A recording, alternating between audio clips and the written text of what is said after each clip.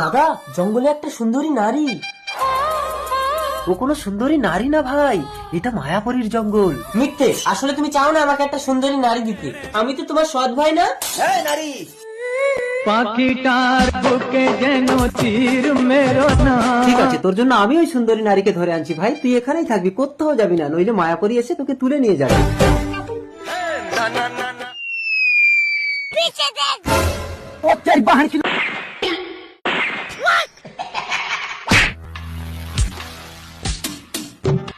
কে তুমি?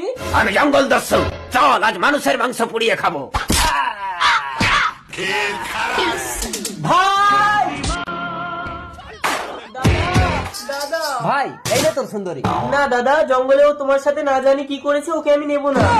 তুমি যদি অগ্নি পরীক্ষা দিতে পারো তবেই আমি তোমাকে গ্রহণ করব। অগ্নি পরীক্ষা? আমি এই অগ্নিবাণ নিক্ষেপ করব। তুমি যদি আগুনের মধ্যে দাঁড়িয়ে থাকতে পারো তাহলেই প্রমাণ হবে তুমি সতী। হে গুরু ব্রহ্মা, হে গুরু বিষ্ণু। অগ্নি পরীক্ষায় তুমি পাশ করেছো সুন্দরী। কিন্তু আমার ভেতরে তো সব জ্বলে গেছে। মানে?